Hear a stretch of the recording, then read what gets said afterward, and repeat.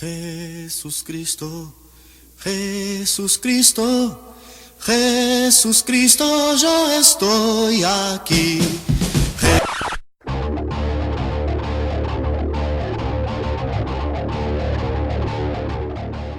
Precaución. El siguiente es un contenido no apto para católicos, apostólicos o judeocristianos ortodoxos. El archivo de audio que están a punto de escuchar es la culminación del culto a la humanidad misma. Desde los más oscuros infiernos han llegado 4 jinetes del apocalipsis podcastero para difundir la palabra de simples mortales, cuyo pecado es haber nacido con el destino de convertirse en más grandes que el mismísimo Jesucristo. Incircuncisos, fariseos, sodomitas, malnacidos, blasfemos, impíos, prepárense para escuchar la palabra del señor Manson y descubrir entre las obras artísticas más influyentes de nuestros tiempos aquellos que yacen en el panteón de los que a partir de aquí serán considerados como más grandes que Jesús.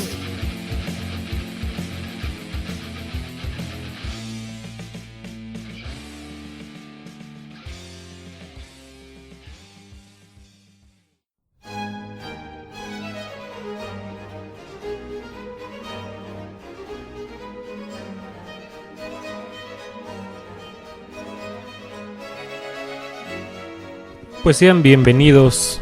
Inicié con un pues haciéndole un cierto homenaje a Manuel Acuña.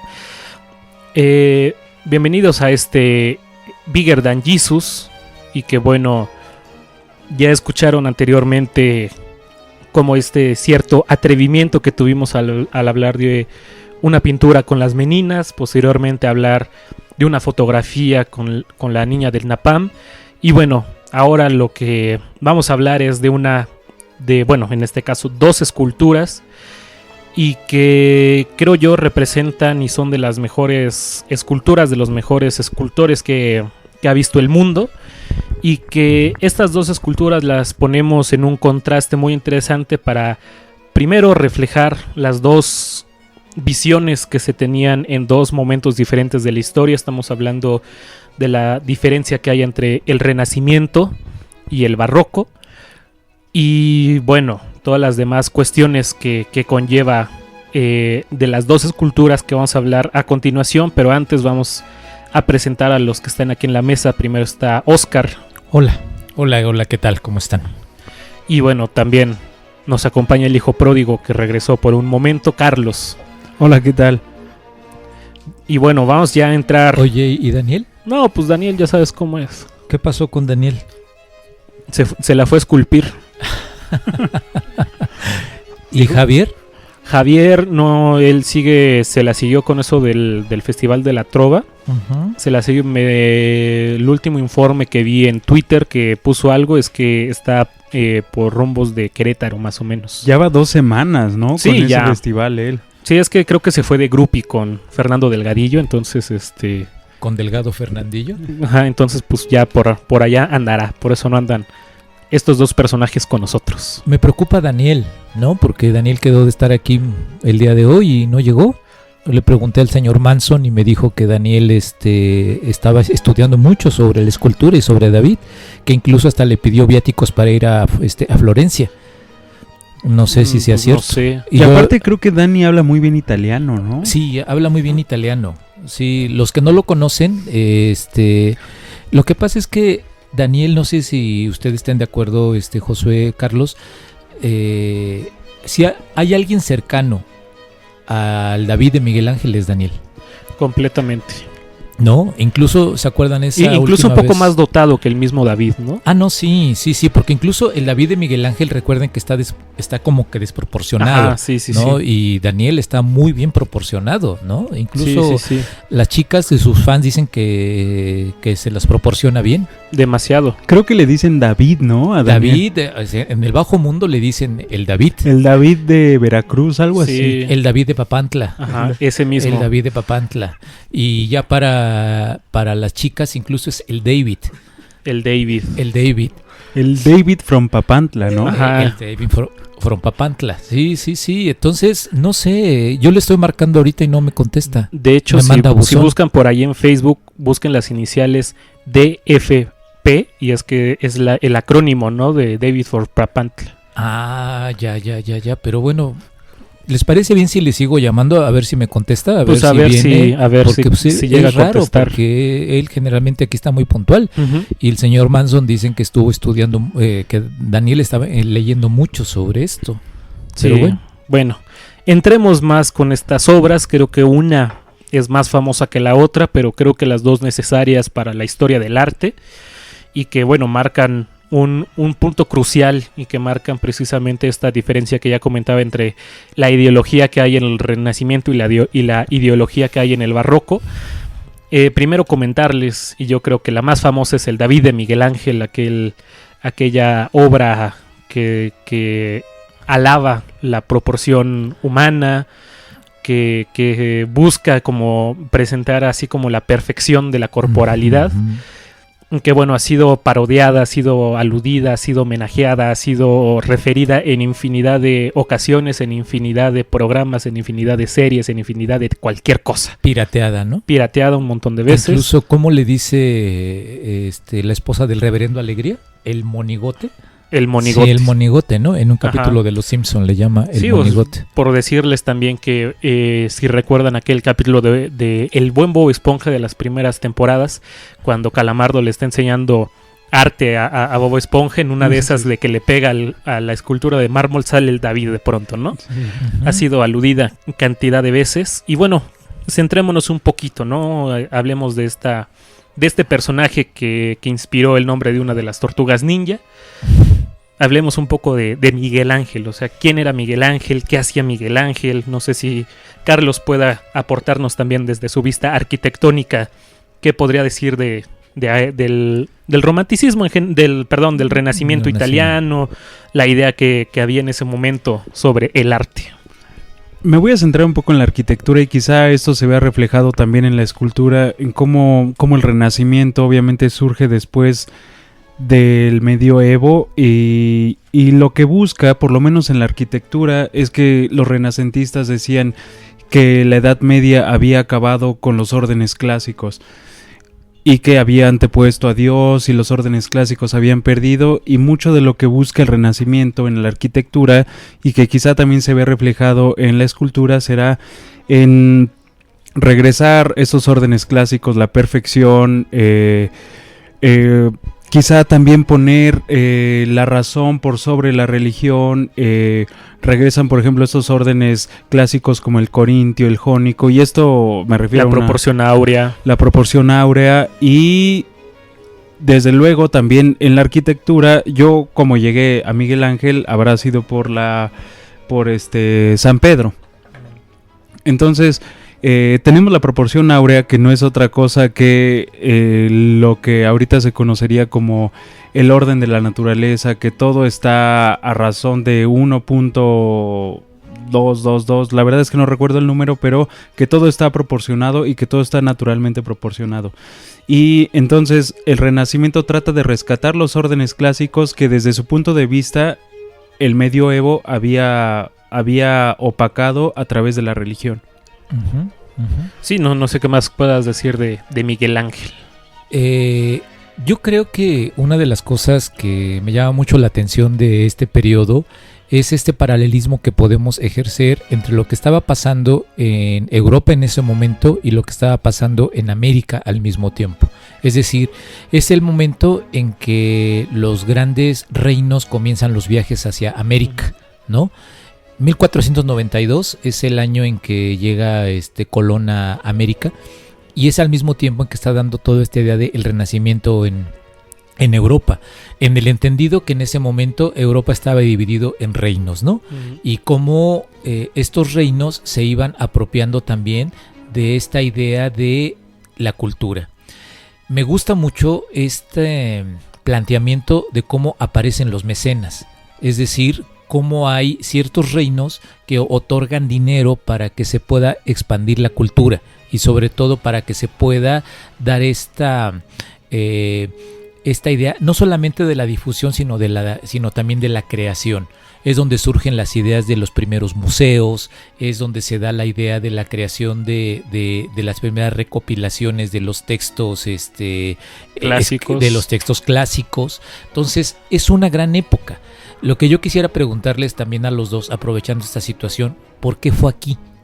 O sea, en algún momento cuando hicimos el programa sobre los presocráticos, nos preguntábamos por qué esa parte de Jonia es donde se desarrollan los presocráticos. ¿Por qué en esta zona es el corazón del Renacimiento? Por la misma razón, es el centro económico, comercial del momento. Exactamente. Es decir, los puertos siempre van a ser importantes. Perdón, paréntesis, no mal de por ahí nació Daniel. Sí. Daniel van a ser en un puerto. Sí, por eso tiene el impacto que ha tenido allá en Europa Daniel. Que ahorita me acaba de mandar un mensaje, ¿eh?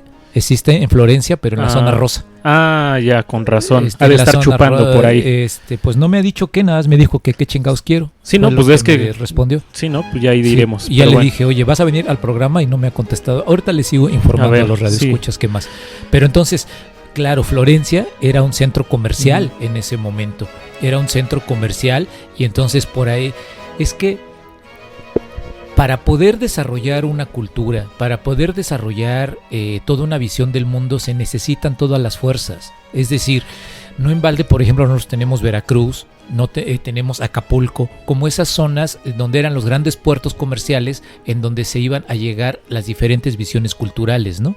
Lo mismo pasa con Florencia. Sí, que también, por ejemplo, ahorita que andas muy clavado, ¿no? O sea, también es muy, muy importante todo el desarrollo astronómico, precisamente para que haya este cambio de ideología, este cambio de pensamiento. O sea, la importancia de un Erasmo de Rotterdam, por ejemplo, la importancia de un Giordano Bruno. ¿No? O sea, los descubrimientos científicos. Unos años después con Johannes Kepler, del cual tú sabes que ando clavado ahorita en esos asuntos de Kepler, y sobre todo cómo se da esta situación de esto que tú decías, Carlos, ¿no? O sea, cómo de pronto se va a dar el impulso a la razón. O sea, y la razón junto con la estética. Es decir, van a andar de la mano la parte de la ética con la estética, que es un momento que me parece muy, muy oportuno, ¿no? Y aparte es en este momento cuando las artes adquieren su nombre como tal, es decir, un escultor va a ser un escultor, un arquitecto va a ser un arquitecto. La arquitectura en este momento se convierte en lo superfluo de lo necesario, es decir, no vamos a tener una columna románica que no tiene una forma más que sostener una cubierta, sino que vamos a tener una superficialidad que le va a dar la estética a una columna. Ya vamos a tener ramas alrededor, circuncidando la columna, vamos a tener cuerpos humanos en las fachadas, es decir, se va a impulsar la cultura. Y sobre todo, Josué, tú estarás de acuerdo también, y perdón si te lo pregunto directamente a ti, porque tiene que ver con esta parte de la filosofía, es el momento en que se da, en ese momento había una confusión entre la astronomía y la astrología, o sea, no había una diferencia.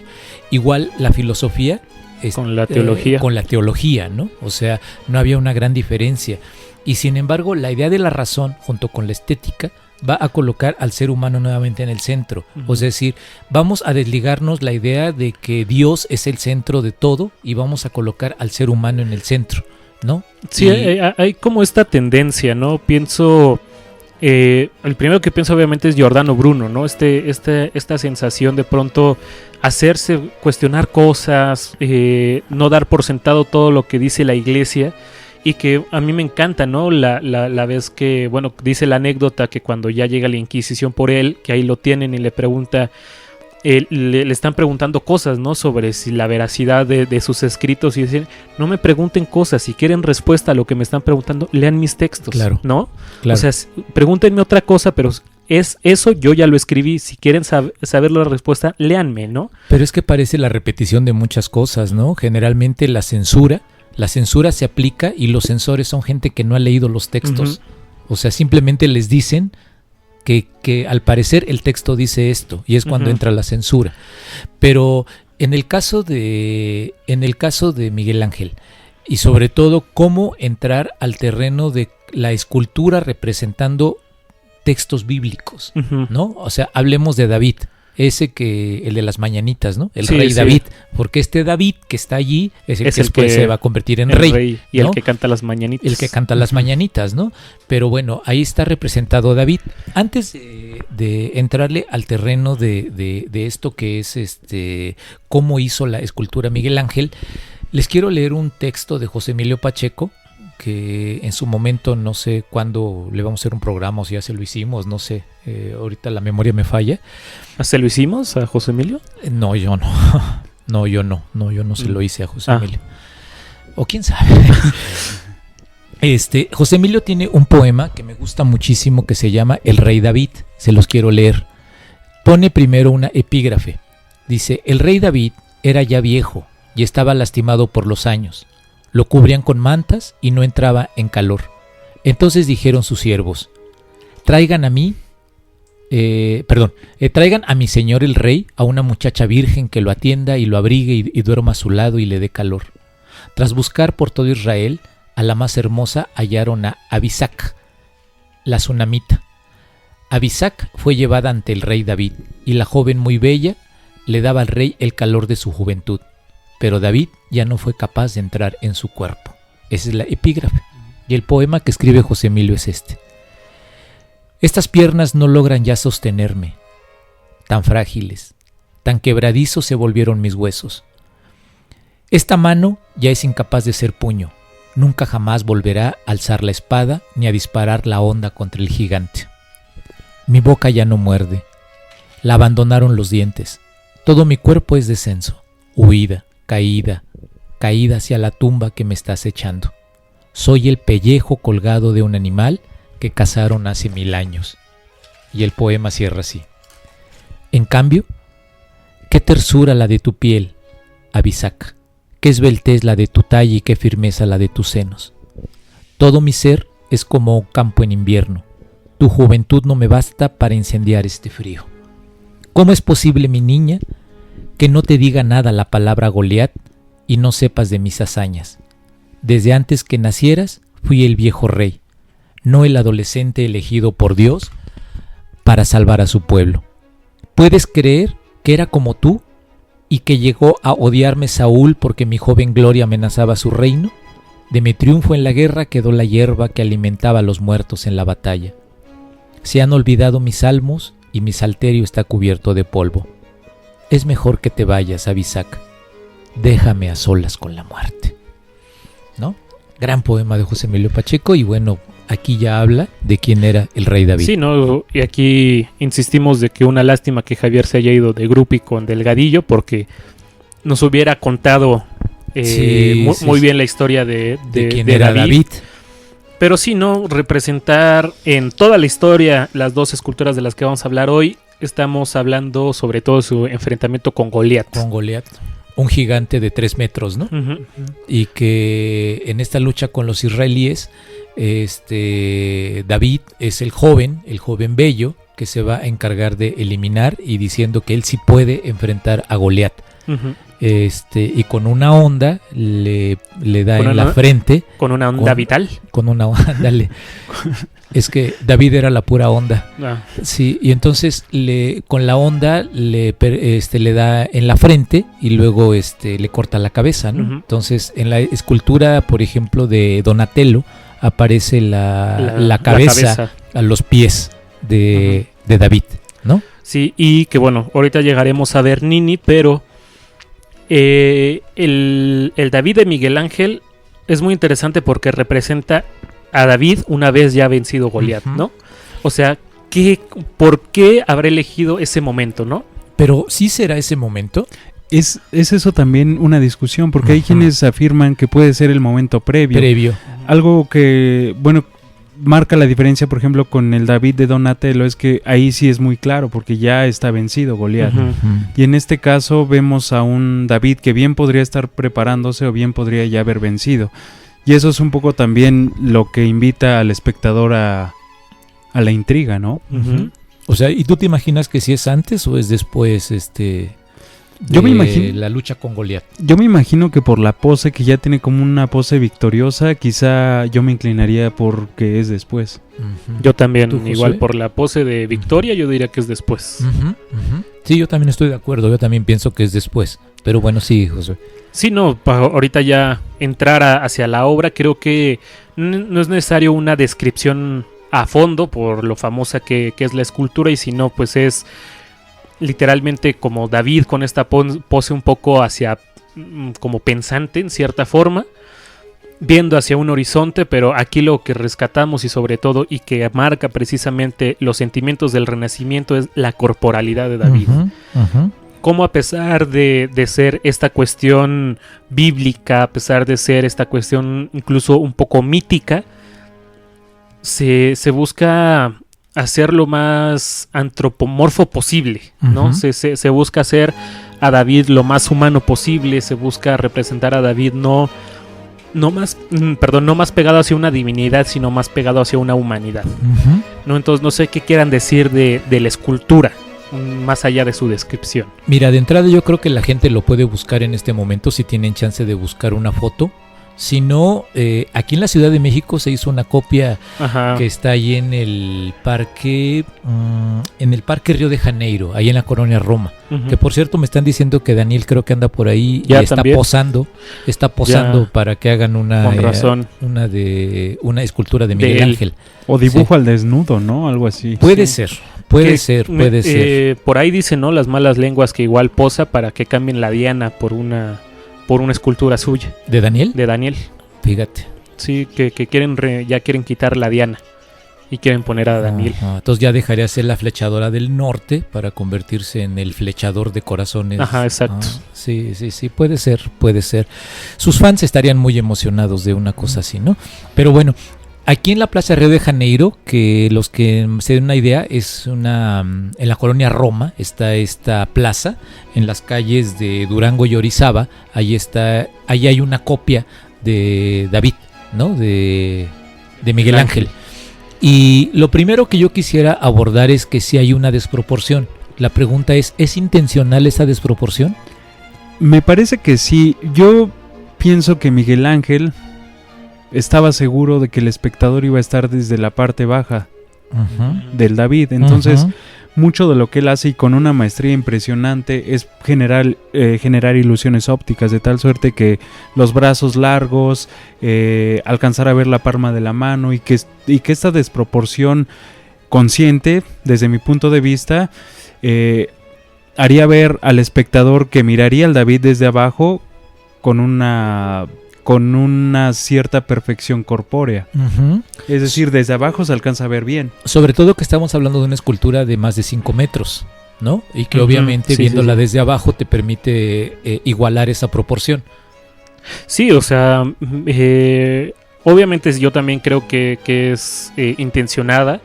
Y sobre todo porque hay que recordar obviamente la importancia que tenían las matemáticas en ese momento, ¿no? O sea, pensar en un Leonardo, por ejemplo, haciendo sus apuntes de anatomía, haciendo sus apuntes de descubrimiento que, por ejemplo, tu antebrazo mide lo mismo que tu pie, descubriendo las proporciones del cuerpo, descubriendo las proporciones de un tercio, tal o tal cosa hacia con relación a su otra parte de su cuerpo. A continuación quisiera hacer mención de que tienen que echarse un shot de tequilas, y cuando dije que el antebrazo mide lo mismo que su piel, lo intentaron medir, que lo más seguro es que lo hayan intentado más de 10 personas que estén escuchando esto. Sí. Y que bueno, me parece muy intencionado, ¿no? Porque, insisto, o sea, el desarrollo de las matemáticas es tanto que él perfectamente puede decir, voy a aumentar un 16avo la medida del brazo para que quede en proporción perfecta con la cabeza, con los pies, con las manos, con cualquier cosa. Y eso habla de lo que Carlos decía hace rato, que tiene que ver con la idea de buscar los equilibrios, ¿no? Buscar esta parte del equilibrio. Durante mucho tiempo se creyó, sobre todo en la etapa del medioevo, del cual ya hablamos, de cómo se dio esta situación de cómo Dios se había convertido en el centro y en la cúpula de todo, ¿no? En este momento se entra en un equilibrio, y el cuerpo de David me gusta mucho cómo está, porque incluso la pose que tiene es una pose donde el parado es con un pie delante del otro, ¿no? O sea, es una posición como de descanso. Ujú. Por lo cual yo coincido con esta parte cuando... sí, De dile. que es después, Ajá. de que es posterior Ajá, a que que vence es a Goliat. posterior cuando, Porque hay cuando como una, vence a o Goliat. sea, como que hay una pose como de relajamiento De que sería relajamiento. poco verosímil si estás a punto de enfrentarte a Goliat. Es que si estuviera Daniel nos ayudaría mucho porque en este momento le pediríamos que se desnudara para ver Sí, exactamente cómo, pero bueno, no está Daniel, que es el que tiene la perfección en el cuerpo Sí. de todos nosotros, ¿no? La O sea, proporción áurea, ¿no? la proporción áurea. Efectivamente. Sí. Yo creo que por eso se dio a desear, ¿no? Yo creo que por eso dijo, no voy si no van a estar hablando de mí nada más. Y miren lo que Y mira sucedió. nada más. Pero bueno, el David de Miguel Ángel está hecho en mármol, en mármol, En sí, mármol. en mármol. Y sobre todo la idea es cómo los Medici son los que dan esta Ujú. lana para poder ser los mecenas de esta obra. 5 metros de altura, decíamos hace rato. ¿Cuánto es el peso de la obra? A ver, déjale busco rápida. No, esa no la encuentro. Pero además, 5.572 ¿Cuánto? kilogramos. 5.572. Sí, perdón, Carlos. además creo que el bloque de mármol tiene una historia detrás, Ujú. porque creo que había sido un bloque de mármol que otros escultores habían rechazado porque Exacto. tenía un hoyo. Exacto. Y a partir de ahí también Miguel Ángel diseñaría la postura del David para poder evitar ese hoyo y entonces también generar ahí y que no se viera rota esta composición. Porque los Medici no es al primer escultor que recurren. Sí. O sea, sí, creo sí. que Miguel Ángel es el tercero, ¿no? Que llega para poder hacer esta obra. Es decir, ya habían pasado el trabajo previo. Ujú. Y además había que decir que Miguel Ángel ya había hecho antes un David. Ujú. O sea, que no era de mármol, ¿no? Creo que era uno de bronce, De Josué. bronce. Era uno de bronce que bueno, había ya preparado. ¿Y qué más ibas a decir? No, pues nada más, ¿no? Comentar ya para pasar ahorita al David de Bernini, ¿no? Comentar de que también les recomiendo mucho ver precisamente la parte trasera, ¿no? O sea, estamos muy acostumbrados a ver el David de frente, Ujú. pero también como de pronto observar la proporción y la armonía y la corporalidad desde atrás también es importante. Oye, y que durante mucho tiempo también se hizo la crítica porque dicen que no está circundado, ¿no? Ajá. O sea que al parecer no hay circuncisión y por lo tanto que esto sería una ofensa Exacto. para Y que el él pueblo siendo judío, ¿no? Exacto, Ajá. exacto. Entonces al parecer parecería una contradicción, Ajá. ¿no? De que apareciera que Sin no esté circuncisión. circundado. Sí, ¿no? Entonces, rápidamente para cerrar ahorita con el David de Miguel Ángel, ¿por qué sería más grande que Jesús David? Pienso que estamos ante una escultura que rompía los paradigmas de pues que ya el medievo había de alguna forma impuesto. Siempre que una obra genera alguna ruptura con la sociedad, porque hay que recordar también que el David no fue en ese momento bien recibido, porque Ujú. pues lo que ya comentábamos, no estaba circuncidado, porque estaba desnudo, porque algunos decían que estaba desproporcionado, que por qué 5 metros, porque hay que recordar que la obra de Donatello medía 1,70 y ya había una previa que creo que medía 1,30, entonces aquí nos enfrentamos contra una ruptura en la escultura, en el arte, en el Renacimiento, y desde luego eso, siempre que una obra genera una ruptura o genera el pensamiento, estamos ante una obra más grande que Jesús, desde luego.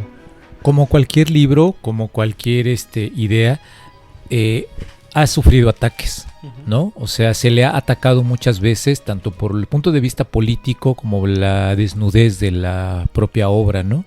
Incluso, no sé si ustedes lo recuerdan, la obra fue mutilada en Ujú. su momento, Sí, ¿no? sí, Le tiraron un brazo, ¿no? Le Ujú. tiraron un brazo con la idea- Martillazos en el pie. los martillazos en el pie, tienes razón. Incluso fue apedreada la obra. Ujú. Que por eso, aunque parezca broma, esto que sucede en Los Simpson es interesante, ¿no? Cuando llegan a exhibir, que creo que es en el capítulo de cuál es cuando llega el David, que llegan a exhibirlo a Springfield. Es en el capítulo... cuando Marge se convierte en la censura de las caricaturas, Ajá. ¿no? Que es cuando aparece la esposa del reverendo Alegría diciendo que es el monigote y que cómo es posible que permitan la exhibición de esta obra. Ujú. Pero yo creo que primero es el cuerpo humano al desnudo. se buscaba el cuerpo humano de la perfección, aunque ahora sabemos en la actualidad el único cuerpo perfecto es el de Daniel, pero el de Miguel Ángel representa esa idea de la perfección. Y entonces ya no solamente Dios es perfecto, sino el ser humano también puede ser perfecto, y el cuerpo humano es esa idea de la perfección y del equilibrio, ¿no? Uh-huh. Yo, o sea, sobre todo porque representa precisamente, ahorita lo vas a contrastar con la ideología del barroco, representa como todo este ideal, ¿no? Desde la ideología de premiar y poner ante todo la razón y las matemáticas, poner ante todo la proporción y la forma del hombre, poner ante todo esta ideología de la perfección humana, y que bueno, ahorita vamos a ver cómo cambia en cierta forma de ideología en unos cuantos años. Uh-huh. Y si quieren vamos a hablar un poco de Bernini, quién es Bernini, qué hizo Bernini. Perdón, nada más para antes de hablar sobre Bernini, me está llegando un mensaje. Ajá. Que Daniel está provocando ya unas revueltas ahí en la colonia Roma. Ajá. Que en este momento, según los reportes, lo está diciendo, déjame ver la página, es el de Forma. Ajá. El de Forma está publicando en este momento que aproximadamente 400 mujeres acaban de tomar el parque en la colonia Roma porque un sujeto está desnudo ahí. Al parecer es Daniel. Que trae una onda. Que trae una onda, exactamente. Sí, y que lo que quiere acabar es a ver, déjame ver. Según los reportes dicen aquí que lo que quiere es apedrear perdón, aquí dice que es ya. Sí, que para él dice que quiere apedrear a Peña Nieto. Eso es lo que dice la nota. Pero bueno, yo sigo informando, ¿no? Sigo informando en este momento. Sale. Entonces, ¿qué podrían decir de Bernini, el barroco en la escultura, el barroco en la arquitectura, el barroco en general?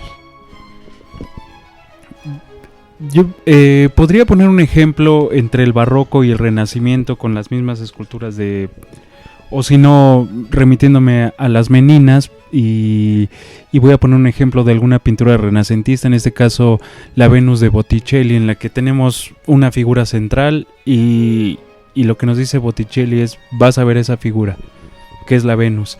Y en el caso de las Meninas tenemos varios puntos de atracción, es decir, tenemos a Velázquez, tenemos a las enanas, tenemos a la infanta, tenemos atrás a otro personaje, y eso es atraer la atención a diferentes puntos, y entonces el barroco se vuelve de alguna forma disruptivo con respecto a lo que nos ofrecía el Renacimiento, que es tú miras hacia un centro y tú lo mencionabas muy bien, Josué, en el que generalmente vemos al David desde el frente porque no nos invita a ver hacia su alrededor, y en el caso por ejemplo del de Bernini, que quizá ahorita vamos a ahondar un poco más, a lo que nos invita es a lo que nos invitó también Velázquez, a darle la vuelta a la obra, a mirarlo desde sus diferentes puntos de vista, porque es una obra atiborrada de puntos de interés.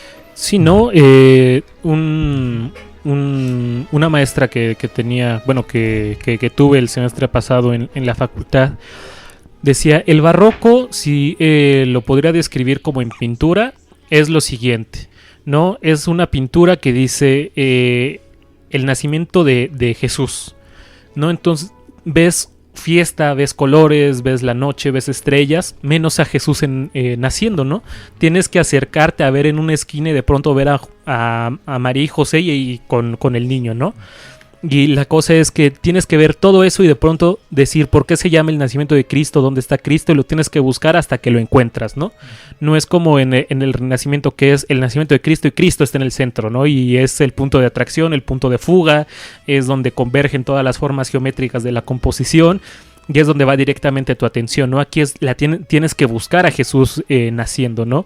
Y que creo que lo que comentaba Carlos representa muy bien, ¿no?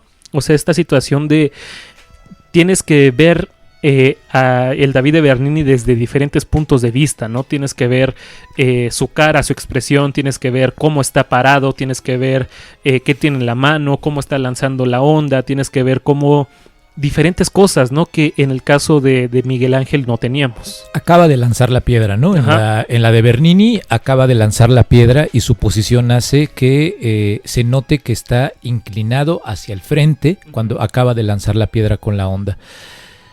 Desde luego, la parte del contexto es 1624, ¿no? 1623, 1624, principios del siglo XVII.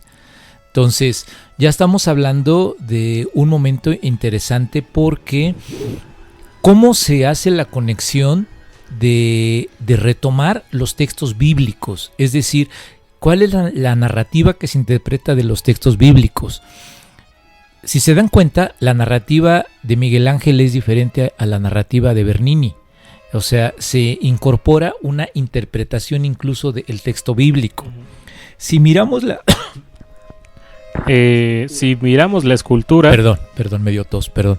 Si miramos la escultura con detalle, podemos darnos cuenta que incluso... ¿Ya te está pasando un Lolita Ayala? Sí, ahorita estamos viendo cómo Oscar se está transformando en un Transformer. O se le está metiendo el demonio, no sabemos. A continuación nos dirás, ahora sí, como Lolita Ayala, si ya se fue. Síguele tú, Carlos, por favor. Si miramos la escultura a detalle, yo voy a retomar otra idea. Algo que a mí me gusta mucho de Bernini y que lo hace, yo creo que también por su formación barroca o su inicio de formación barroca, y que además, por ejemplo, en el caso del David de Bernini, trata de llamarte la atención con ciertos puntos, con el movimiento, con que está mordiendo su labio, con que su vestimenta también tiene un cierto movimiento, pero además él ya lo había intentado llamar la atención a través de representar la piel en el mármol como si fuera piel y tú te detienes a verlo. Exacto. Y eso se ve de una manera preciosa en una escultura que tiene que se llama El rapto de Proserpina, en el que Hades está raptando a Proserpina y que, bueno, eso generará el mito de las estaciones del año, pero que se ve cómo los dedos de Hades presionan las piernas de Proserpina y se ve como si los dedos de verdad fueran piel y las piernas también fueran piel, porque se hunden en este efecto de que como si estuviera tocando algo de verdad. Y eso también es muy barroco porque te llama la atención hacia ese punto, que en el caso, por ejemplo, del David de Miguel Ángel, sí tenemos un punto de interés al acercarnos, que es en las manos, en donde se notan las venas, se notan los tendones, pero en este caso tenemos aparte de esa llamada de atención, en la tela, en cómo el David está mordiendo su labio, por ejemplo. Y incluso, ¿no? O sea, la pose se presta precisamente a que se muestren los pliegues del músculo, ¿no? O sea, en el caso de Miguel Ángel tenemos, sí, obviamente con sus contras, pero obviamente son músculos relajados, ¿no? Aquí con Bernini tenemos músculos contraídos, ¿no? Y que precisamente busca representar como los pliegues precisamente de los músculos. Había que decir que ambas están trabajadas en mármol, ¿no? Y a diferencia de la de Miguel Ángel, la de Bernini es 1.70, ¿no? Aproximadamente. Es decir, más o menos a menos de la mitad de lo que hizo Miguel Ángel. Sí, yo coincido en esta parte del trabajo de los detalles, lo cual tú ya lo ejemplificaste muy bien con esta referencia sobre Jesús. A mí me gustaría pensar, en estos momentos yo les preguntaría, ¿cómo representaría el arte posmoderno el David? ¿Cómo sería una escultura posmoderna del David? ¿Cómo se la imaginan? Yo diría que sería un meme del David de Miguel Ángel. Un meme, fíjate, o sea, puede parecer broma, pero puede ser cierto. Yo pensaría en esta última exposición que estuvo en el Museo Jumex, que quizá un David hecho de plastilina de, no sé, 3 metros, o como si fuera una figura inflable con globos. Así es como yo me imaginaría Fíjate que yo coincido contigo, Carlos. Yo me quedé pensando que a lo mejor sería, y lo digo en serio, a lo mejor si alguien tiene la idea, pues que lo haga, un David elaborado con toallas sanitarias, y que tendría una razón de ser, o sea, esa parte de lo efímero, ¿no? O sea, a lo mejor pudiera ser por ahí. Perdón que los interrumpa, pero me está llegando un mensaje en este momento. Me están informando que acaba de firmar un contrato Daniel Arellano con el escultor Sebastián, para que Sebastián haga una escultura de Daniel Arellano. Sí, el David. El David. El David. El David. Se va a llamar el David. David. El David, fíjate, leo aquí la declaración que aparece en el Deforma. Dice que el escultor Sebastián afirmó que no ha visto un cuerpo tan perfecto como el de Daniel Arellano y que por eso ha decidido hacer una escultura. Qué no bonito. sé, ¿verdad? Sí, sí, sí. Ya lo perdimos. Sí, ya. En toalla sanitaria. Puede ser, puede ser. A ver, espérame, es que creo que me está hablando Daniel. En este momento me está hablando Daniel por teléfono. Daniel, ¿andas por allí? ¿Es cierto que estás en la colonia Roma? Sí, Oscar, ¿qué pasó? ¿Cómo estás? No, lo que pasa es que pues pedí viáticos para hacer un viaje a Roma y pues el programa solamente me alcanzó para mandarme a la colonia Roma. Nos están informando aquí en el Deforma que has firmado un contrato con el escultor Sebastián para que te haga una escultura. No, ¿cierto? ese no fui yo. Lo que pasa es que, mira, la gente me está confundiendo mucho con un tipo de un canal que creo que se llama Migala, algo así. Ajá. Dicen que si somos hermanos, no sé qué. No sé si es porque se parecen nuestras voces o qué onda, Ujú. pero él es el que va a ir a lo de la escultura. O sea, por favor, Pero aquí la nota del Deforma dice Daniel Arellano. nos confunden, todo el tiempo nos están confundiendo. No sé Ajá. quién es ese cuate del canal Migala. Seguramente, pues, no sé, alguien muy guapo, qué sé yo, no sé, pero no soy yo. Pero no, fíjate que lo que vine yo a hacer aquí es que pues, se me acabaron los viáticos, entonces pues andaba buscando a ver si me encontraba alguna celebridad aquí en la colonia Roma Ujú. y no encontré a nadie. Nada más déjame decirte rápido, Dani, te habla Josué. Yo tengo otros datos. Bueno, pues habrá que el programa no ha sido no se portó bien conmigo, este programa no se ha portado bien conmigo Ujú. y el programa tiene que ajustarse a lo que diga yo. Está el señor Manson por arriba de ti. De cualquier manera, para los que están interesados, no sé si le crean a Daniel, pero aquí dice muy claro Daniel Arellano y que la obra se llamará El David de Papantla. Entonces, yo no conozco a otro que sea de Papantla más que tú. Pues vamos a ver, por el momento, bueno, mira, ahí veo a Rubén Albarrán. Voy a ver si puedo hacer las paces con él y nos vamos a echar unos tragos a ver qué. Oye, Daniel, está nublado, hace mucho frío, ponte una bufanda por lo menos, ¿no? No La- te van a dar siempre la anginas. traigo puesta, No te siempre, vayan a dar siempre. anginas y entonces se van a inflamar las anginas. Siempre. Entonces, ¿qué vamos a hacer contigo? Sí. Sale, Hasta pues, luego. Daniel, que estés bien, adiós.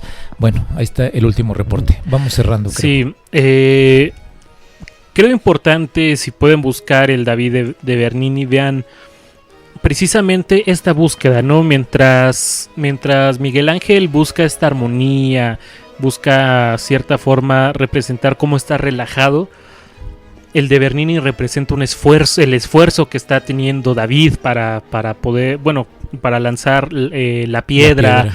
El pliegue musculatorio, como comentaba, ¿no? La pose en la que está. Yo creo que sí, comparar estas dos esculturas representan precisamente esa búsqueda, más bien la comparación de ideologías que hay entre el Renacimiento y el Barroco, ¿no? O sea, pensar en ese Barroco que...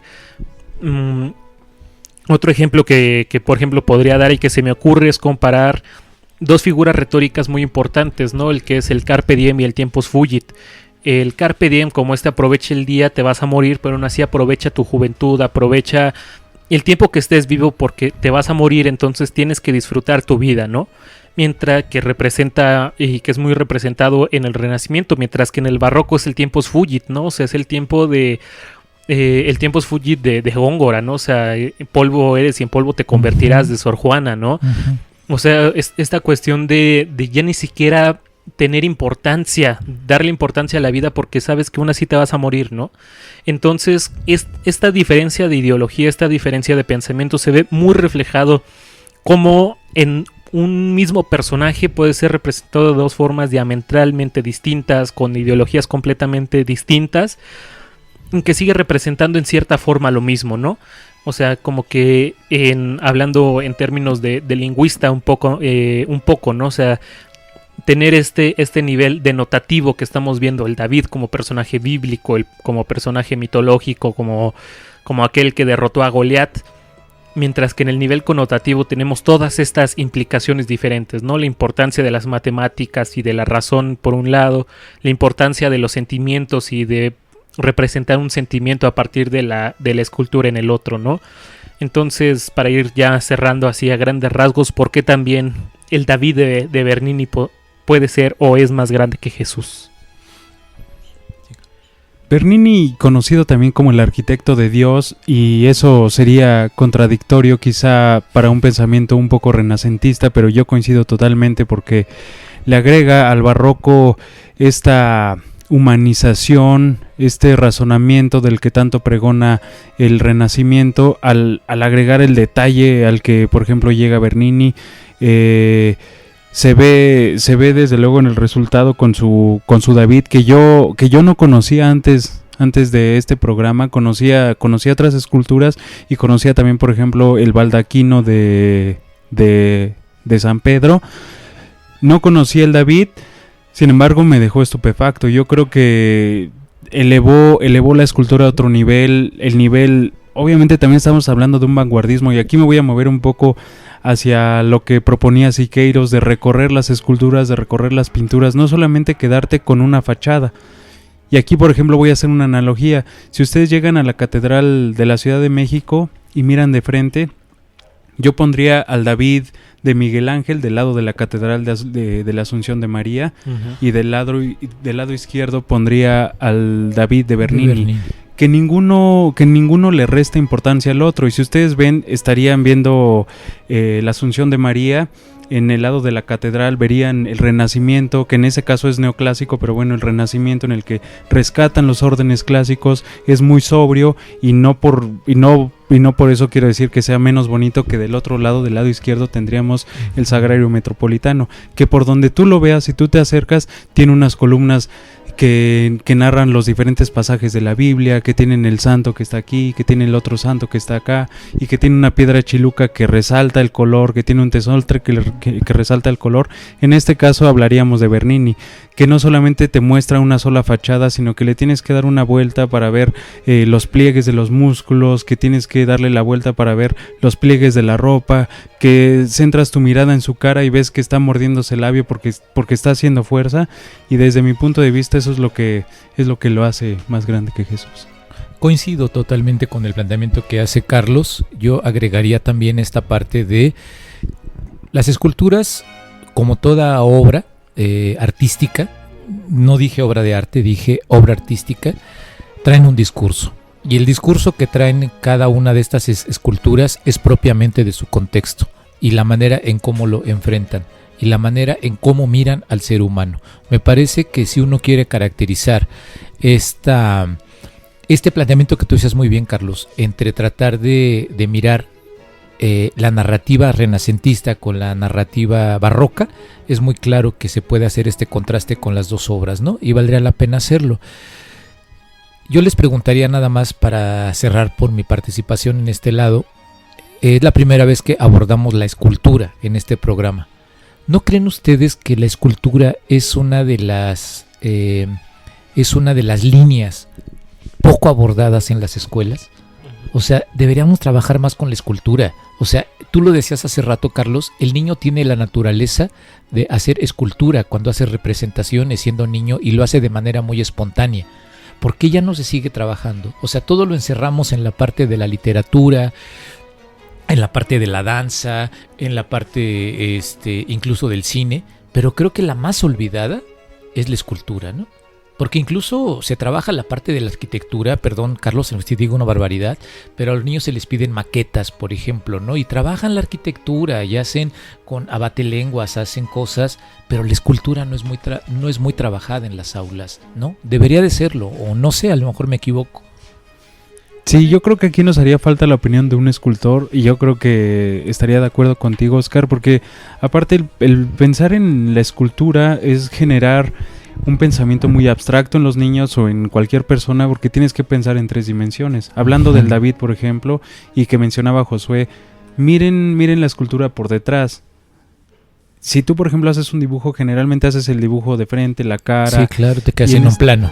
en un solo plano. Y en este caso, al darle la vuelta a la escultura, y eso es lo que la verdad es que me impresiona de la escultura de Bernini, es que tienes que pensar en todos los lados, los que tú pienses. Quizá yo en la escultura de Miguel Ángel le vería dos lados claros, que sería el frente y el atrás. Y en el caso de Bernini le vería los 360 grados, porque y eso, abstraer la mente a ese nivel es definitivamente pensar. Por ejemplo, en su momento hablaremos de José Emilio Pacheco en los diferentes planos narrativos, en pensar qué es lo que está ocurriendo con este personaje en este punto de la historia, lo que está ocurriendo con este personaje en este punto de la historia, y darle la vuelta o cerrar la escultura en los 360. Es que lo que acabas de decir, Carlos, ya para darte la palabra, Josué, y tú cierres, es esta diferencia entre lo complicado y lo complejo. Es decir, la realidad me parece que es compleja, pero el ser humano la complica. Entonces, en esta visión que acabas de dar tú, Carlos, de cómo mirar, por ejemplo, en 360 grados, es mirar la realidad desde diferentes ángulos. Eso es complejizar la realidad. Y creo que es lo que no les enseñamos a los niños en las escuelas, ¿no? A tratar de complejizar la realidad. Sí, y sin embargo se las hacemos complicada, ¿no? Que esa es una línea muy diferente. Yo no sé si lo que voy a plantear ahorita puede parecer un absurdo, pero lo digo muy en serio. Si cuando los niños trabajan, por ejemplo, al elaborar las figuras geométricas, cuando elaboran sus prismas, se puede trabajar como escultura, ¿no? Sí. O sea, cuando elaboras una pirámide, cuando elaboras un prisma rectangular, cuando les pides esa maqueta para que lo vayan ejemplificando, ¿por qué no trabajarlo con la manera de la escultura? Y también hay una aproximación en la materia de artes plásticas. Yo recuerdo, por ejemplo, los alebrijes sí son un tipo de escultura, porque le agregas, cuando tú ya le agregas las 3 dimensiones, y algo que sí estudió mucho Siqueiros, y era el tratar de sacar la pintura de la pared y hacer al espectador moverse para ver un poco las 3 dimensiones. Ahorita me quedé pensando, y creo que ya también te encontré respuesta a tu pregunta anterior de cómo sería un David actual. Yo creo que el David actual sería Forky. Pues puede ser. Sí, puede ser. Y bueno, yo para cerrar, o sea, sí les recomiendo ver esas dos esculturas. Yo creo que ninguno de la mesa los hemos visto en vivo. No. Y esperamos algún día poder ver estas dos esculturas en vivo, pero las hemos podido ver en fotos, las hemos podido incluso leer en descripciones, que valen mucho la pena. Yo creo que la comparación en este caso de incluir dos esculturas como más grandes que Jesús era también como con esta intención de no solamente hablar de la escultura y decir la historia de David y decir la proporción áurea en un caso, la importancia de la expresividad en la otra, sino precisamente también mencionar cómo hay este cambio de ideologías, cómo hay este cambio de pensamientos, y que bueno, hay cantidad de esculturas en estos dos periodos.